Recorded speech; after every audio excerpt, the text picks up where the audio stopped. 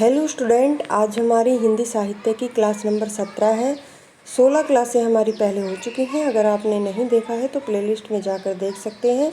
ये क्लासें HTET, TGT, PGT दोनों के लिए महत्वपूर्ण रहेंगी। चलिए फिर आज की क्लास को शुरू करते हैं। आज हम पढ़ेंगे जो प्रमुख प्रेमाख्यान हैं उनकी विशेषताओं को।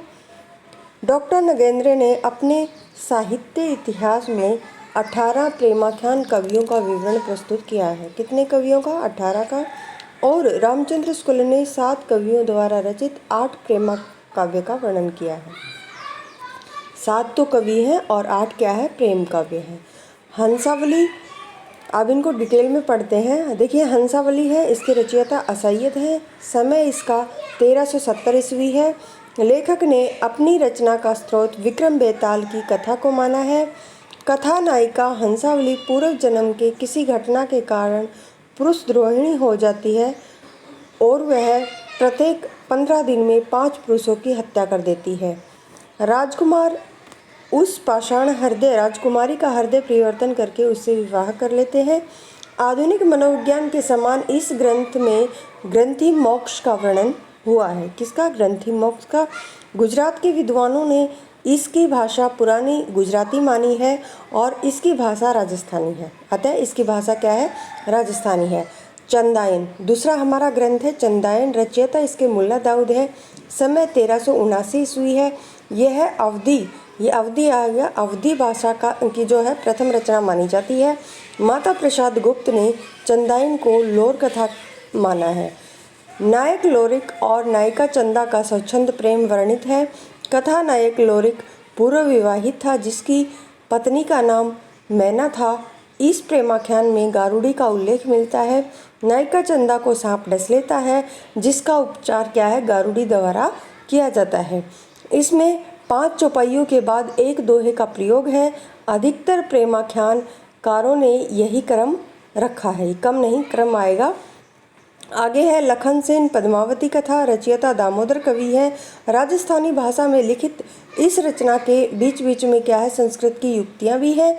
लेखक ने अपनी इस रचना को वीर कथा कहा है और काव्य शास्त्र और नायिका भेद का शास्त्रीय समन्वय इस रचना में मिलता है। चौपाई के बाद दोहा के साथ सोरठा छंद का भी प्रयोग किया गया है।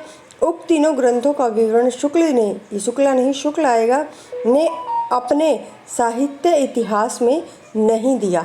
नहीं को विशेष रूप से याद रखना है। आगे हमारी सत्यवती कथा, समय इसका 1501 है। रचयिता ईश्वर दास है। रामचंद्र शुक्ल ने सूफी काव्य धारा के अंतर्गत स्थान नहीं दिया क्योंकि इन्होंने भरत मिलाप, अंगद, पैज और नामक राम भक्ति काव्य की भी रचना की है। इन्होंने कथा का आरंभ व्यास जन्मेजय संवाद के पौराणिक ढंग पर किया। इस रचना में 5 चौपाइयों के बाद एक दोहे का क्रम रखा है और 58 दोहों में कहानी समाप्त हो जाती है। ठेठ अवधि का प्रयोग किया गया है। हजारी प्रसाद द्विवेदी ने हिंदी का प्रथम प्रेमाख्यान माना है। मृगावती, इसका समय है 1503 और मृगावती के जो रचयिता है वो कौन है? कुतुबन है। कुतुबुद्दीन चिश्ती वंश के क्या थे? संत शेख बुरहान आएगा, बुरहान के शिष्य थे और रामचंद्र शुक्ल ने मृगावती को हिंदी का प्रथम प्रेमाख्यान माना है। इस प्रेमाख्यान का समापन जैन धर्मों के अनुसार शांत रस में होता है। कथा के अंत में नायक की मृत्यु हो जाती है। दोनों नायिकाएं उसके साथ सती हो जाती हैं। कथा नायिका मृगावती उड़ने की कला जानती है। अगला हमारा ग्रंथ है पद्मावत। इसके रचयिता मोहम्मद जायसी हैं और रचना का वर्ष है इसका 1540। यह प्रेम काव्य परंपरा का सर्वश्रेष्ठ ग्रंथ है। जायसी अमेठी के निकट जायस नगर के निवासी थे।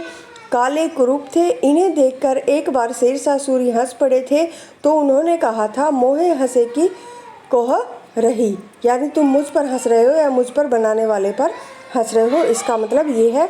बहुत ही महत्वपूर्ण पंक्ति है, कई बार पूछी जा चुकी है। उनके गुरु का नाम है क्या था? शेख मोहिदी है। पद्मावत में इन्होंने अपने गुरु का नाम सैयद अशरफ बताया है। इन्होंने हिंदू घरों में सर्वाधिक प्रचलित प्रेम कथा राणा रतन सेन और पद्मावती की कहानी को आधार बनाया। पद्मावत 57 सर्गों में विभक्त महाकाव्य है और जिन्हें खंड नाम दिया गया है, जैसे नागमती वियोग खंड, मानस रोदक खंड आदि। आगे है जयसी का प्रिय अलंकार क्या है? हेतुत्प्रेक्ष है। जयसी को अवधि का प्रथम महाकवि और पद्मावत को अवधि का प्रथम महाकाव्य माना जाता है। पद्मावत की कथा दो भागों में विभक्त है, पूर्वार्ध और उत्तरार्ध।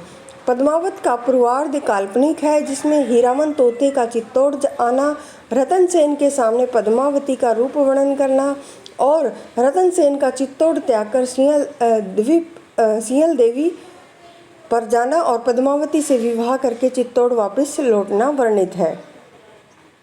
पद्मावत का उत्तरार्ध है ऐतिहासिक है। कैसा? ऐतिहासिक है, जिसमें राघव चेतन का निर्वासन, अलाउद्दीन खिलजी के सामने पद्मावती का रूप वर्णन और अलाउद्दीन खिलजी का चित्तौड़ आगमन व पद्मावती का जौहर वर्णित है। शुक्ल ने राणा रतनसेन को आत्मा और पद्मावती को परमात्मा का प्रतीक माना है। अब देखते हैं पात्र और प्रतीक। देखिए यहाँ से प्रश्न बनता है, पात्र और प्रतीक आपको अच्छे से याद होने चाहिए। इसमें देखिए राणा रतन सेन है, वो किसका प्रतीक है? मन का। पद्मावती बुद्धि, सिंहल द्वीप हृदय, चित्तौड़ शरीर, नागमती संसार, हीरामन गुरु और राघव चेतन शैतान, अलाउद्दीन खिलजी अलाउद्दीन क्या है? माया का प्रतीक है। पद्मावत समासोक्ति शैली में लिखा गया क्या है? काव्य है। पद्मावत को रामचंद्र शुक्ल ने प्रेम मार्गी काव्य धारा का तीसरा प्रेमाख्यान माना है। शुक्ल जी के अनुसार जयसी ने स्वयं के पहले लिखे गए 4 प्रेमाख्यानों का उल्लेख किया है: मृगावती, मधुमालती, मुग्धावती, प्रेमावती। पद्मावत के अतिरिक्त जयसी की अन्य रचनाएं अखरावट, आखिरी कलाम, चित्ररेखा, मसलनामा और कहरनामा। आखिरी कलाम में कयामत का वर्णन है। इस रचना में तत्कालीन शासक रूप में बाबर की प्रशंसा की गई है। अखरावट में फारसी वर्णमाला के एक एक अक्षर को लेकर सिद्धांत संबंधी चौपाइयाँ हैं। अखरावट में ईश्वरदास, सृष्टि, जीव, प्रेम आदि विषयों पर विचार किए गए हैं। चित्ररेखा एक लघु प्रेमाख्यान है। जयसी ने संसार में अपना चिन्ह छोड़ जाने के उद्देश्य से पद्मावत की रचना की। तो आज हम इतनी ही रचना को करेंगे। आगे के जो ग्रंथ हैं उनको अगली क्लास में करेंगे। अगर आपको क्लास पसंद आए तो चैनल को शेयर और सब्सक्राइब जरूर करें। धन्यवाद।